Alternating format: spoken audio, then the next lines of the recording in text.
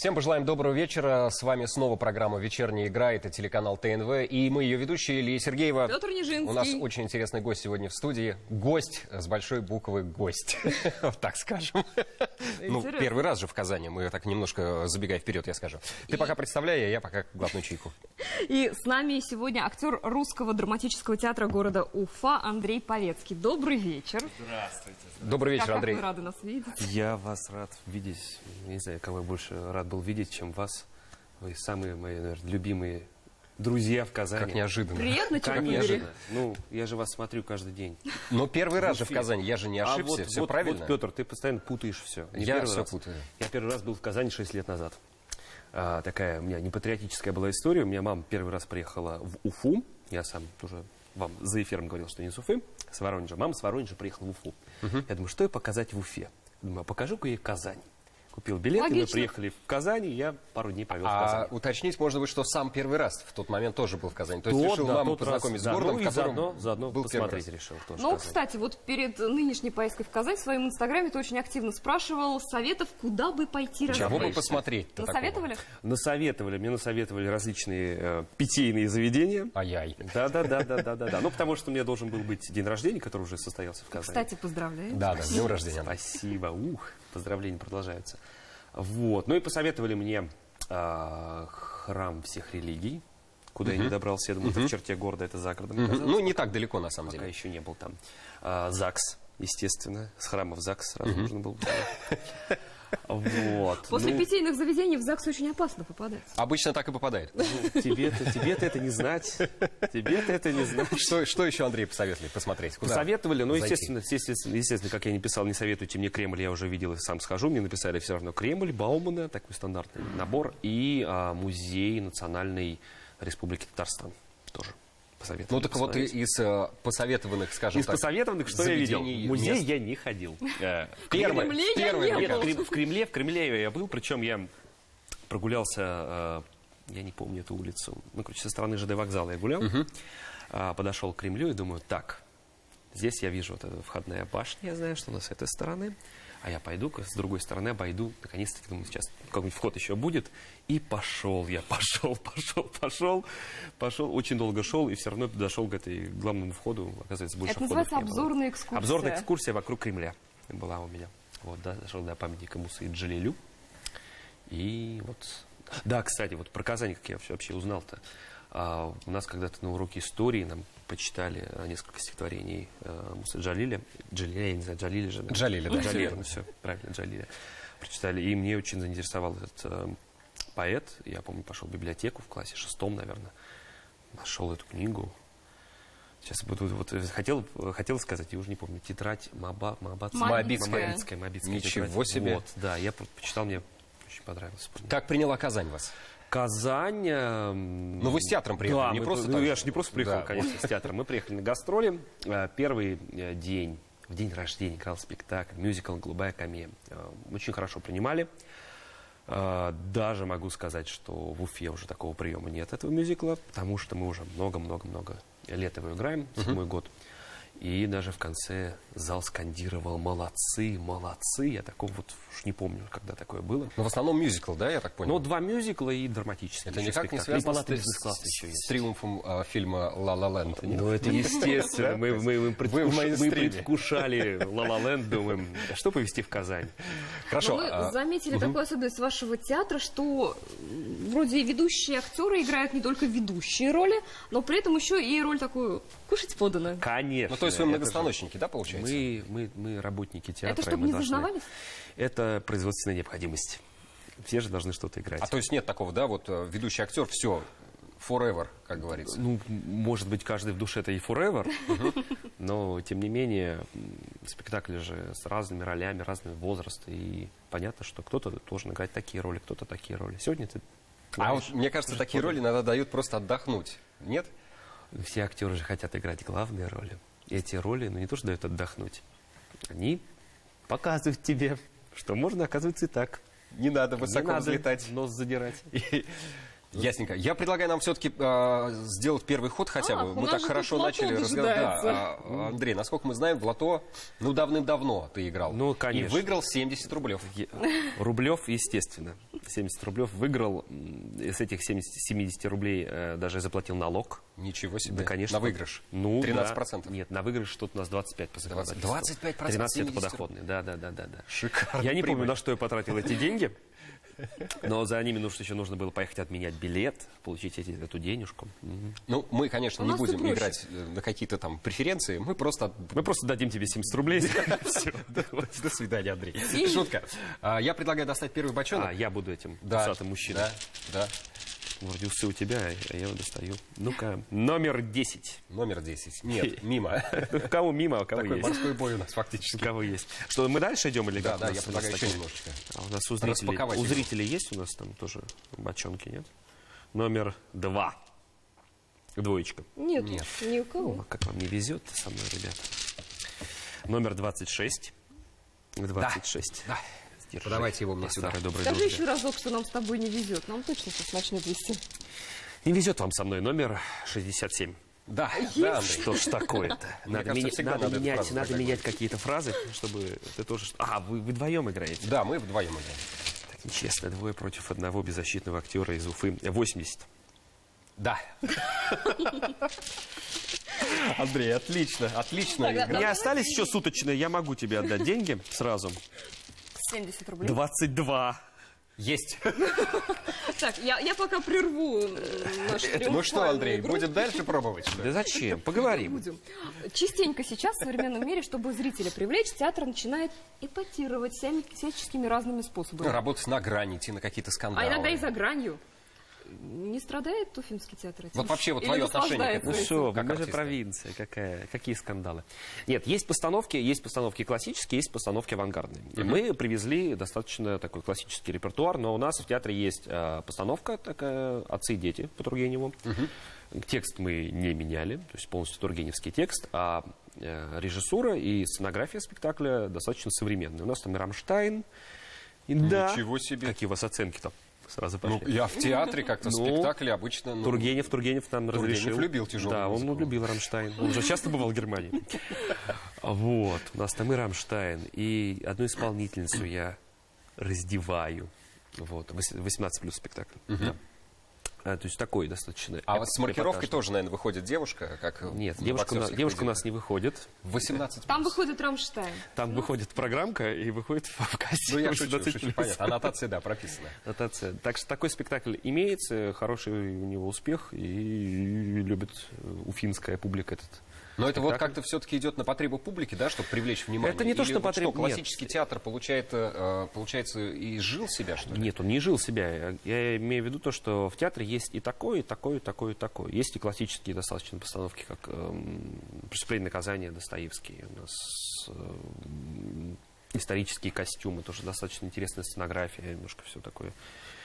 Есть и спектакли, вот как сегодня завтра будем играть «Бешеные деньги» Островского, вот, полный классический. Но есть вот спектакль такой.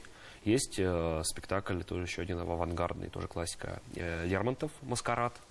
То есть тоже в декорациях таких конца 20-х годов, такой там, кубизм, абстракционизм идет с музыкой, которую подбирал сам Мейерхольд для постановки в 17 году для Александринского театра. То есть такой тоже подход к Лермонтову интересный. Поэтому к классике нужно подходить по-разному. Театр. Давайте мы сейчас тоже перейдем к классике нашей программы. Давайте. Давайте. Реклама на ТНВ. Люблю эту классику.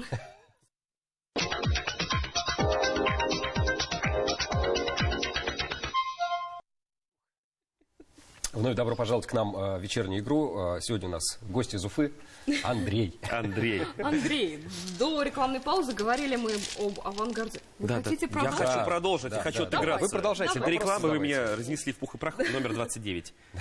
28 не угадал. 29 Я мне, кстати, тоже нормально есть. сыграл? Переобулся в Печаль и памяти. радость. То есть 28. 28 нет ни у прошло. кого. 76. 7-6, нет ни у кого. Продолжим. Не надо было Продолжим. Так отвлекаться вот, на про это. авангард мы говорили. Всегда интересно, а актеру что интереснее играть? Вот это вот, когда на все пуговицы застегнутая классика, или когда там у тебя тут Рамштайн, тут полуголая Ой, барышня? по-разному. Это от настроения зависит? От настроения. И интересно, когда, допустим, в один день идет такой спектакль, другой такой спектакль. У меня часто бывает, у меня есть один персонаж, Петюн такой, гопник, на малой сцене идет спектакль. Верю, не верю, такой вообще прям дно. Не знаю, как здесь район какой. Какой есть рабочий район здесь, в Казани? Скажите У название нас все рабочего. районы очень интеллигентные. Давайте не рассказывайте Да. мне. Все интеллигентные районы. Вот Добрый в вечер, моем- оставьте свой в мобильник. моем городе, да, Уфа, есть район Черниковка. В принципе, в этом районе я живу, поэтому мне все близко. Вот, прям такой парень с рабочего района. А на следующий день я могу играть что-то классическое, там, в цилиндре, а летом. На следующий там день еще спектакль. Вот когда переплетается вот это все, тогда интересно. Ну, нет такого, что мне вот нравится только современная драматургия, или мне нравится только классическая, не трогайте меня. Нет, все должно переплетаться. А вот по поводу «Не трогайте меня», кстати, ты достаточно активен в социальных сетях, то есть любой фанат, если фанатка, тебе может написать, и ты Пишут. даже лично ответишь? Конечно, конечно, пишу прямые трансляции нашего замечательного Ничего себе. Инстаграма. Все, пожалуйста, отвечаю всем. Ну а чего, легко. кстати, спрашивают? Вот топ-5 вопросов от поклонниц. Поклонниц. Женат ли? Я думаю, это Это они первое знают место. по социальным сетям, что нет. А потом... Нет, чаще всего спрашивают такие вопросы достаточно театральные. Нет, ну, конечно, там есть вопросы личного характера, да, бывают. Ну, из таких... Ну что за театральный вопрос? Вот, Андрей, посоветуйте, какие Нет, усы Андрей, наклеивать нет, мужу. Андрей. Какие рога наставлять мужа. Ай-яй-яй. Ай-яй-яй, ну так у меня не спрашивают, нет, я приличный парень. Спрашивают про, а тяжело ли учить текст? Спрашивают, а какой спектакль у вас любимый? Спрашивают, что нового в театре будет? Ну, вот такого плана. Ну это 3 вопроса получилось. Три. Спасибо Ну, большое. еще два Андрей, вопроса. Приеду я в Казань и пойду я на ТНВ еще буду. Очень- Вот, на 2 уже фактически ответили, еще осталось 3. Тяжело ли учить текст, Андрей? Какие там Ты еще моя вопросы? поклонница? Нет, я Петр, просто как бы перестань. воспользовался моментом, они дали нам пищу для размышлений. По-разному бывает. В зависимости тоже от языка. Сейчас как раз мы готовились к спектаклю по Островскому. Вроде написано все по-русски, по-нашему. Нормально. А Но не написано- по-нашему? Но написано 150 лет назад, и стилистика языка совершенно другая. Мы уже начинаем, когда учить текст, наш мозг заменяет те слова вычурные, либо Ну, порядок. например, вот архаизмы какие-то, да, я так Ой, понимаю? ну, для нас кажется архаизмы, а в принципе, если так поговорить, то кажется просто очень такая речь витиеватая. Давичи мы ходили, А давеча мы ходили на ТНВ Да. в программу, где она написана? вечерняя игра, Вечерняя игра. игрище. Вечернее игрище. Играли в лото Да. с господами. Ну, госпожа, что вы улыбаетесь? Супер. А у вас дружная труппа в театре? Или есть вот эти вот подковерные А ты- творческие игрища? Интриги. Ты как хочешь ответить, чтобы было интересно? Да, для зрителей? конечно. Или Андрей, чтобы- или ответь, что- как Значит, у нас было очень интересно. дружно. Да, конечно, все ругаемся, не здороваемся друг с другом, ненавидим и постоянно подлянки друг другу делаем. Ну так и живем. Да нет, нормальные, хорошие, дружеские отношения. Приятельские, дружеские. Так, нет такого, что я с этим не дружу, я с этим не общаюсь, а это такой.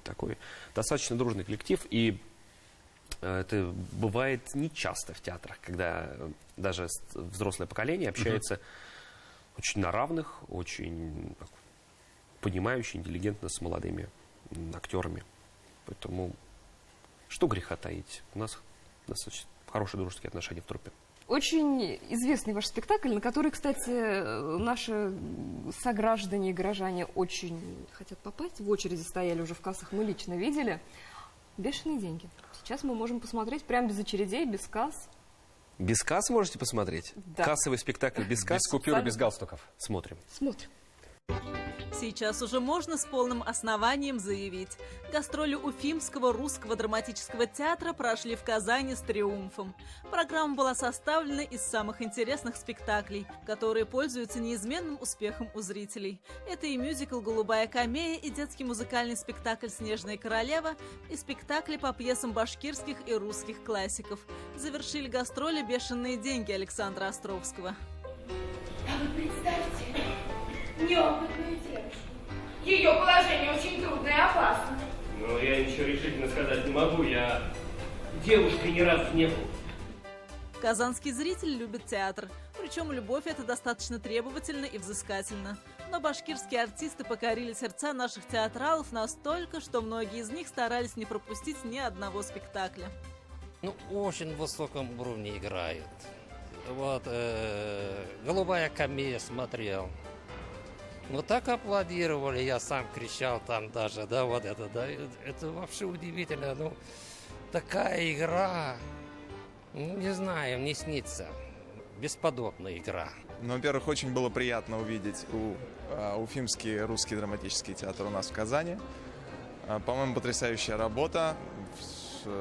Вплоть, ну, в смысле, начиная, естественно, от артистов, заканчивая замечательными танцорами. Такое неожиданное прочтение местами. Я просто очень люблю эту пьесу. И было приятно сегодня посетить наш театр. Мы под впечатлением. У нас в Ульяновске совершенно другая школа, другие постановки. У нас совершенно нет таких танцев. Очень понравилось. Я уже человек с опытом, как говорится, уже не раз видела. Так сегодня вы меня просто удивили. Очень даже хорошо выступают артисты, все так. Настолько красиво, профессионально исполняет свои роли. Не говоря уже о красоте декорации. Очень даже хочется сказать спасибо за профессионализм каждого артиста, артистки и постановщику, руководителю данного театра. Почаще приезжали они к нам. В целом мне спектакль очень нравится, потому что он проходит на одном дыхании, и как бы все актеры очень органично существуют. Так как участие в театральном училище, уже понимаешь, что некоторые спектакли на самом деле они ужасны, а этот достоин такого хорошего уровня достаточно. В последний раз русский драматический театр Башкортостана был в Казани 10 лет назад. Хочется надеяться, что впредь уфимцы станут радовать своих казанских поклонников чаще, ежегодно балуя нас своими премьерами и уже полюбившимися постановками. Ну, как ты нам за кадром уже сказал, что обычно актеры себя на экране, на сцене видеть не любят. Как ощущение? Ощущение? Красавчик. Ну, что сказать, талантливый человек, талантлив во всем. Прекрасно. Замечательная игра, замечательная театральная школа. Стремиться уже некуда. Конечно. Зачем стремиться, если уже все достиг в этой жизни? Андрей, а вот на самом деле, ты сам как считаешь, ты самокритичный человек? Вообще, как относишься к критике? Нормальный я самоироничный человек. То есть всегда с улыбкой на лице? Пытаюсь по жизни пройти с улыбкой на лице, с иронией, с небольшим цинизмом. Это нужно в жизни. Ну, то есть ты воспринимаешь больше конструктивную, наверное, да, критику, когда тебе подойдет человек, умудренный театральным опытом, скажет: Андрюшенька, вы знаете, когда умудренный опыт, вы знаете, вот в этом вот моменте вы немножко переиграли все-таки. А я скажу... Аргументируй. А я скажу, а вы себя видели? А я рядом с вами играл, да? Да нет, если какая-то критика идет, она должна быть конструктивной, действительно. Я нормально воспринимаю, прислушиваюсь. Конечно, кто у нас любит, когда критикуют сильно? Там свое «я» немножко трепещет, но это нужно знать, что где лучше к этому отнестись хорошо, так, с умом, а где свои эмоции выключить. А есть любимый спектакль, Андрей, в репертуаре вашем? Ах ты! Говорили мы про эти вопросы, любимый спектакль. Часто такая штука бывает, что какой спектакль ты репетируешь на данный момент, такой тебе кажется любимым. Ну, хотя сейчас на данный момент у меня спектакль «Фабричная девчонка» по пьесе Александра Володина. У нас идет спектакль в постановке Григория Лифанова. Сейчас он является художественным руководителем Севастопольского драматического театра, нашего главного театра Крыма. Вот. Это на данный момент моя сейчас, наверное, любимая работа. То есть на репетицию, как на праздник? Там уже не репетиция, там уже спектакль выпущен, он уже идет в репертуаре. Там я играю такого председателя комсомольской организации фабрики швейной города Ленинграда Бибичева Юрия. Вот прям вижу председателя. Председатель, да, сидит. Председатель профсоюза организации комсомольской, да. Мне сразу захотелось увидеть два образа, то есть вот того вот парня с рабочих окраин и председателя, вот такая так трансформация. Это одна и та же роль. Так подписывайся на меня в Инстаграме, что ж ты? Вот, а вспыльчивый ли ты человек? Вспыльчивый? Я спокойный. Всегда? Я спокойный человек. Ну, вот мне надо довести очень сильно, А что чтобы я выводит? вспылил. Сейчас мы проэкспериментируем. Сейчас Что выводит? выведем? Да. О, я не люблю, когда опаздывают. Сказал я, и опоздал на эфир практически. Нет, я пришел вовремя, не надо. Я не люблю, когда... Мне почему-то хочется продолжить, когда мне врут. Когда мне врут... Я к этому отношусь. Вы как-то немножко... текстами из песен начали говорить, коллега. Я не люблю, когда мне врут. А ты мне продолжаешь. Сейчас скажу. Тупят, но это не литературное слово. Но если тупят. Но если тупят, то вообще не люблю. Ну, то есть в жизни, на дороге, где вот? Ну, не на дороге. Я не автоводитель, любитель. А так вот, когда очень, очень долго человек не может понять чего-то такого простого, вот тогда меня это немножко подбешивает. У вас чай черный или зеленый? Да, черный. К чему молчите? Какой же ты в гневе, когда вот подбесило? Ну, какой я? Эмоциональный. Ну, посуду бьешь, Ну что, словами ругаешься. и могу и словами, и хорошим, нехорошими ругнуться. ругаться хорошими Могу словами. вывернуть. Хорошим словом могу так сказать, что подумать, что нехорошее. Гадости могу наговорить. В момент эмоционального всплеска мне вот интересно, как все-таки человек в профессии актера проявляется это тоже? То есть не просто там ударить кулаком по столу, а еще и при этом какой-то монолог такой шандарахнуть. Из Островского. Да по что же вы тут курицу холодную подали? Это тогда уже, наверное, на сцене. На сцене. А так нет, так я... Миролюбив. Миролюбив. Ну, я достаточно спокойный человек. А в благостном состоянии духа какой ты, Андрей? Улыбчивый. Как сейчас пойдем в монастырь, а в благостном состоянии. Ну, я люблю архаизмы, на самом деле. Мне нравятся эти слова. Ну, весьма приятно, что ты их любишь. В благостном состоянии я такой ну, я вообще миролюбивый человек. Я вот прям добрый бываю иногда. Сейчас я говорю добрый, кто, наверное, смотрит и скажет, добрый. Сухарь. Честный. Честный бываю местами иногда. Ну, это сложно говорить человеку, когда ты плохой, когда ты хороший. Мы же думаем, что мы бывало же так вот у нормальные. тебя в жизни, мне вдруг представился такой этюд, скажем так, да? Давай, вот, покажи нам этюд. Я не покажу, я тут прикручен шурупами. Верхней части. Верхней части, да. Дарил ли ты на улицам девушкам цветы просто так, допустим? Вот у тебя в руках оказался букет цветов, откуда После спектакля. После спектакля. А после допустим, спектакля, да. после И ты спектакля я постоянно дарю девушкам, но девушкам-актрисам. Есть такая театральная этика, что если мужчине дарит букет цветов, то он должен отдать партнерше своей. Это некрасиво. То есть Я такого девушки-фанатки, не знал. зря вы разоряетесь на букеты. Не зря. Ну не зря, но я же их беру, я же их как бы... Вот мне подарили недавно букет на спектакль, вот я его не подарил, протеиновый букет. Протеин? Да. Протеиновые батончики привязали к цветочкам. Намекали на мою занять моим спортом. Вот. То есть это Они такая знали, как промо-акция, да? Да, была? они знали, что мне что вот нужно подарить мне. А как тебе кажется, есть ли какой-то такой Дарите актерский такие букеты. Эверест, куда вот актер добрался, и вот И оттуда эге-гекнул. вершины. Да В пустоту. нет, Эге-гек. конечно.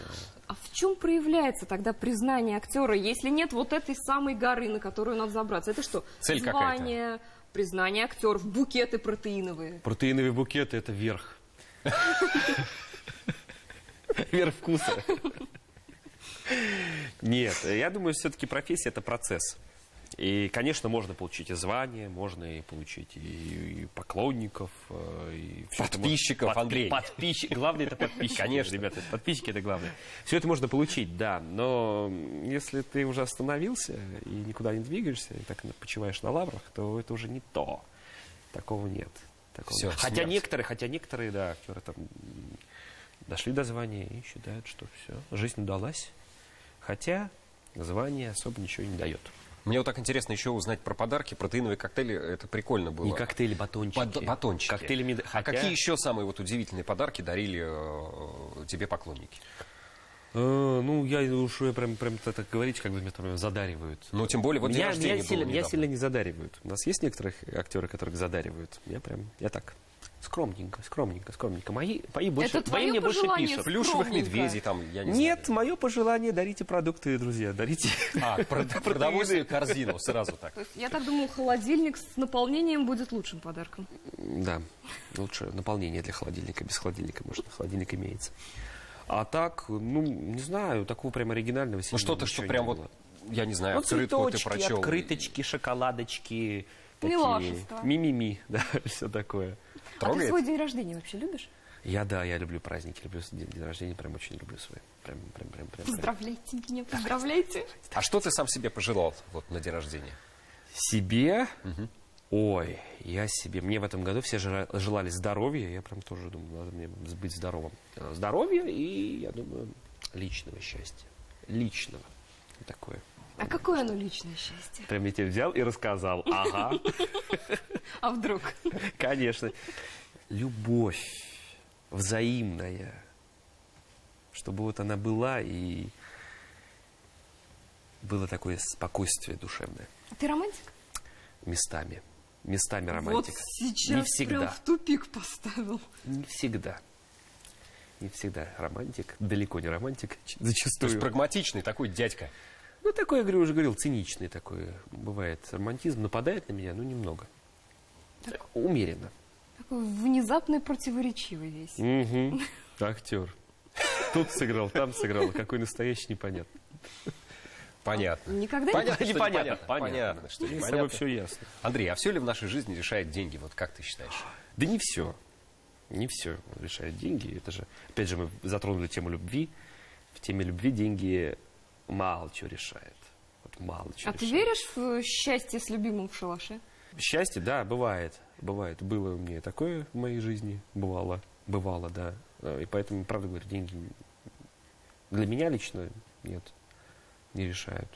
Были и в жизни и моменты, когда наоборот, ты уже был как шалаш, а там, и тоже не всегда это в голове угла стоит. Вот лично для меня. Это есть люди, которые там, да, материальное благо для них самое главное. Материальное должно быть, но как показала моя жизненная практика, оно не перевешивает это материальное у меня. Хотя... Хотелось бы. Это как спектакль «Бешеные деньги». Вот если кто-то сходит, посмотрите, перевешивает ли материальное или не перевешивает. Такой спойлер небольшой. Смотрите. Очень такой загадочный в театрах нашего спойлер. города. Смотрите в театре Камала. Все правильно. Кстати, Именно про это я театр. хотел сказать. Ты вообще патриот своего театра, уфимского? Или если будет какое-то интересное предложение, ты Если берешь котомочку и... Да, как вперед. прямо сейчас я такой тебе взял, все сказал. Вот смотрите. Наверняка Ну, директор добавим. театра тоже смотрит. Скажет, Добавим ну-ка, ну-ка. качество. Художественный Очень руководитель. Художественный руководитель, да. Михаил Сакович, я к художественному руководителю обращаюсь. Я пока в Уфе. Пока. Ну, кто же знает, жизнь-то она большая. Если обращаешься к художественному руководителю, я в Уфе навсегда. Я в Уфе навсегда, да, я здесь. Патриот ли я театра? Я люблю свой театр. Да, был момент, когда я приехал в театр, и не сразу я его стал называть своим театром. Мне кажется, через год-два мне пришло. Что это понятие, что это именно мой театр. Я его люблю, да, мне многое нравится, многое как у себя дома. В этом доме что-то нравится, что-то не нравится. Вот так же мне в моем доме что-то нравится, что-то не нравится. Что-то я хочу улучшить в своем доме, что-то привнести новое свое. Поэтому да. Ну вот мы говорим о том, что уже имеет место быть, а хочется немножко такой сделать нырок в прошлое, флешбэк, как это модно называть. Как ты вообще пришел в театр, и тем более в Уфимский? То есть, насколько я помню, из Воронежа. А, это еще интересная штука. Когда все говорят «город Воронеж», все начинают окать. Нет. А в городе Воронеже... А это просто мультфильм такой, мы все помним про кота, который хотел в город... Котенок с улицы Лизюкова. Да. Он там не около. В Воронеже все гэкают. Все гэкают. Все говорят у нас город, магазин. Все гэкают. Я тоже гэкал. Я был воронежский парень, пошел в театральный Воронежский институт. Академия тогда была, сейчас стал опять институт. Тоже говорил, прям так очень хорошо.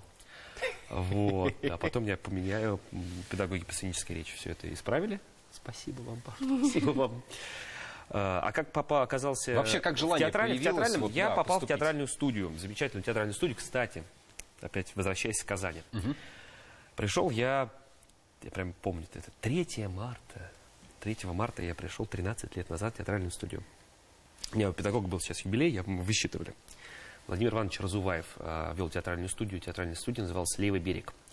И Владимир Иванович как раз закончил Казанское театральное училище в свое время. 5 лет поработал в театре Качалова, русском здесь. Потом отправился своей женой, жена тоже здесь заканчивала театральный вуз. отправился в Москву, в Щукинское театральное училище, закончил режиссуру, и потом открыли Академию искусств в городе Воронеже, и они вот перебрались преподавать в эту академию. То есть изначально, в принципе, человек, который меня вел в профессию, он имеет казанские корни, казанскую школу театральную. Вот. В этой театральной студии я позанимался несколько лет и поступил в Воронежскую академию искусств. Ну, вообще желание стать актером было у изначально? меня было желание на сцене. Я помню, в школьные годы какие-то были выступления с классом на сцене. Я прям заходил на сцену и прям чувствовал, это мое. А потом вот меня друзья пригласили в эту театральную студию. Я прям почувствовал, что это я прям рыба в воде. И первую роль, которую я сыграл, была в пьесе Дамира Сальмезянова. Тогда я уже знал, что мне придется отправиться в Башкирию и в Татарстан. Вот. «Веселый Роджер» такая была детская сказка. Кстати, Дамир Сальмезянов потом приезжал к нам в театр на постановку. Я с ним даже руку пожал, говорю: спасибо вам, Дамир. Если бы не вы, я бы тоже в профессии не был. Ничего себе, удивительно. А в Уфу когда перебирался? Когда перебирался, мы расскажем попозже, я думаю. Да, чуть-чуть попозже, буквально через пару минуток. Часов.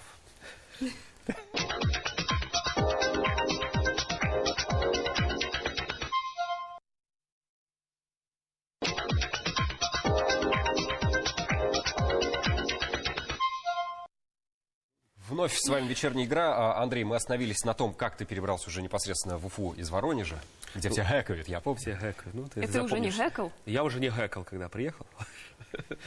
Я заканчивал 4-й курс. В театральных вузах обучается 4 года, высшее образование. И дальше возник вопрос о трудоустройстве. Куда, чего, зачем. Меня, в принципе, оставляли в Воронежском драматическом театре. Но мне было 21 год, мне хотелось путешествовать, мне хотелось чего-то нового. И я стал так просматривать театры, выбрал для себя по репертуару, и как-то я увидел, что есть в Уфе театр. Ну, хотя это пораньше уже за этим театром наблюдал, и за Казанским театром я наблюдал, но в тот год у вас выпускался курс тоже при театре, 2010 год, и я тоже так навел связи, позвонил, и сказали: Андрей, не суйся, тут все свои, уже курс выпустили, свободных мест нету, потому что своих ребят уже много. Я думаю, ну ладно, в Казань не поеду. И дальше я выбрал себе маршрут. Сначала я поехал с Воронежа в город Минск. Вот. А из Минска я купил... У меня был Минск, Уфа, Воронеж. У меня была неделька. Я как раз на 4-м курсе я уже играл маленькие роли в Воронежском драматическом театре имени Алексея Кольцова. И вот у меня была ровно неделя. Я поехал в Минск, в Минске побыл, там прослушался, приехал в Уфу.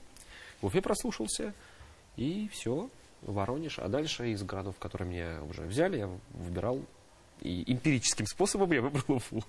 Так 2 города-то было. Нет, меня еще брали в Ростов-на-Дону, меня брали в Курск, меня брали в Белгород. Конечно, не такие города, чтобы правда хвалиться. Нет, хорошие города. Все города. Но ты выбрал Уфу. Да, выбрал я город Уфа. И как? Вот приезжаешь ты в Уфу, первый свой... Первый приезд, это было весело. Я же ехал с Минска 2,5 дня на поезде, приезжаю в Уфу. Уже так ночь. А если вы приезжали в Уфу на поезде, то знаете, что приезжаешь в основном частный сектор. И вот такие, время, 21 марта был какой-то липкий снег, такая серая погода. Частный сектор. И я подъезжаю, думаю, боже мой, куда ты приехал, Павецкий? Что это такое? Влезаю на перрон, а как раз шел ремонт вокзала, и там было все разбито. Там вот как война прошла. И еще для меня была дикость, что, оказывается, на национальном языке сначала объявляют, а потом дублируется на русском языке. И вот, видимо, русский язык я пропустил, и сразу я спускаюсь, и на башкирском языке что-то объявляют. Я думаю, так, уже весело, по-русски тут не говорят. Почему-то сразу. Но ты же в русский драматический. Да, я приехал в русский драматический, думаю, там-то все нормально, думаю, все там норм. А дальше я снял квартиру тоже, думаю, квартиру снял, я же город не знал. И умудрился я снять квартиру совсем не в центре. И надо было туда добраться. Опять на спальном районе каком-то, да? Спальный район Сипайлова называется, такой в Уфе есть. И я вот Сипайлова с какими-то пересадками поехал, ночью приехал в этот район, звоню, нашел дом, звоню своему, квартиру снимать буду человеку, трубку никто не берет. Я добро пожаловать. Да, добро пожаловать. Рахим это гес, мне сказала Уфа. И все. И все, 12 ночи, снег, Уфа, я с сумкой, никого в город не знаю. Сипайлово, думаю, приехал. Ну, хорошо тебя принимает город, отлично. Дальше каким-то образом останавливается такси, открывает, там же, думаю, хоть в подъезд зайду. Какой-то парень на веселе, я помню, звали его Ильдар. Вот, говорю, я Ильдар, и вот пошел вперед. Я за этим Ильдаром и понимаю, что он заходит именно вот в квартиру, на первом этаже секция, там из 2 квартир. Я думаю, о, как мне повезло, может там спят, может я там постучу, откроют. Мы же договаривались, я же даже уже все.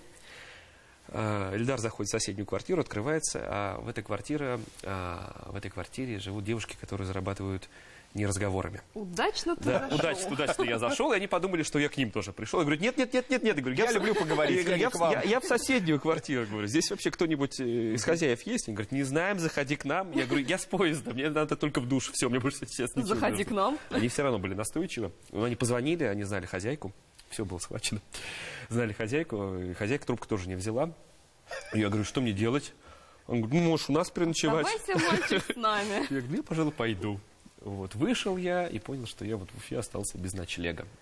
Дальше я решил найти какую-нибудь гостиницу, нашел такси, сел в такси, и вот спасибо таксисту мне отвез какую-то квартиру, где-то там переночевал. Ну, все нормально, Саша, ты все хорошо, да, уже 7-й год пошел. 7-й год пошел. И на следующий день я уже сходил в театр на прослушивание, все было хорошо.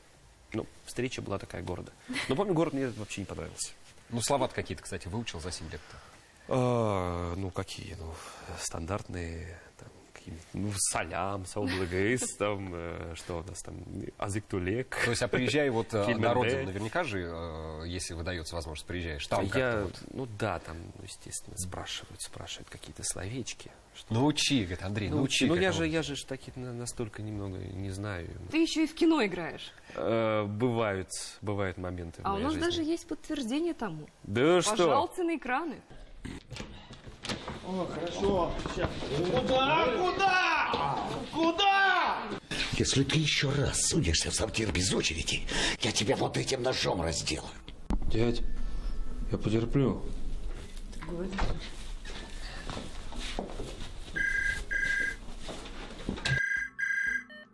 Да. Сколько осталось человек? 5 человек осталось. Почему так много? Я не знаю, почему так много, мне же все равно. Ну-ка молчать. Ты сейчас же зайдешь, или ты знаешь, что с тобой будет?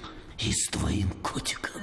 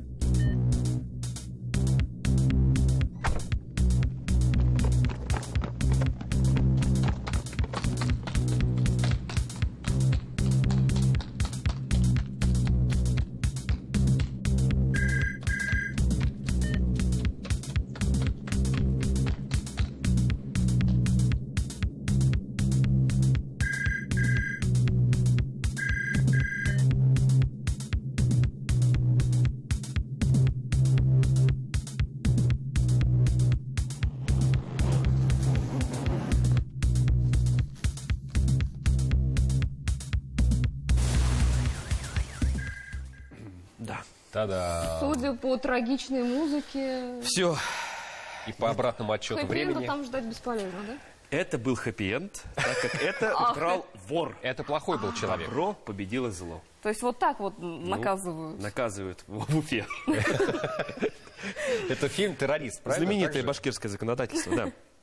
Это единственный опыт в кино или были еще какие-то роли? Нет, были, тоже короткометражные фильмы. Был вот один полнометражный фильм, его сейчас на стадии монтажа находится. Скоро мы уже увидим? Не знаю, насколько скоро. Мы же подпишемся, Андрей. Мы увидим. Наше дело сыграть было, а там уже процесс другой на выпуске спектакля. Видел я сырой еще, нарезанный фильм.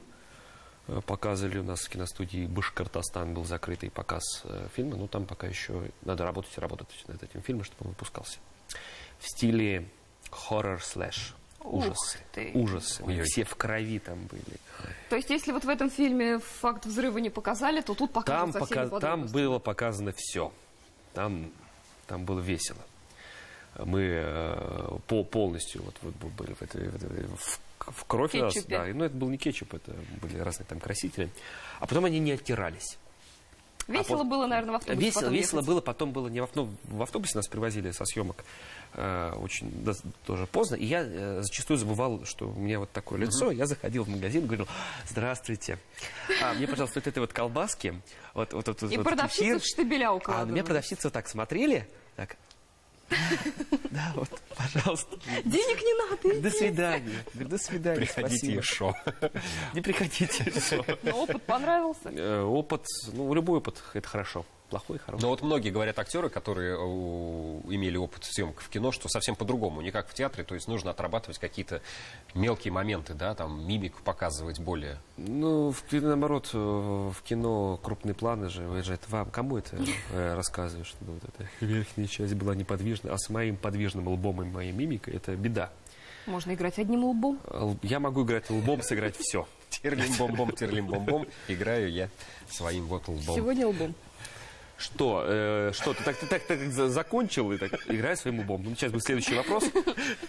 А вопроса следующего, к сожалению, уже не будет. Время закончилось. Вот так вот. Все проболтали. В результате вы меня выиграли. Мы поэтому и болтали, чтобы ты Андрей, не а бочонки отыгрался. доставали, между прочим, не мы. Зато замешивали. И сказать-то и нечего. Вот так вот победил, как говорится, дружба. Спасибо тебе за этот сегодняшний вечер. Было весело и интересно. Ты всегда так говоришь, нет? Нет, не всем. Андрей, я пожму тебе руку, был рад знакомству. Ходите в театры, получайте удовольствие. Будете в Уфе, Будете приходите в Уфе. в Русский драматический театр Республики Башкортостан к нам. Вот, Андрей вас лично приглашает. Ну и подписывайтесь, конечно, на Андрея, он это очень любит. Пока. Пока-пока.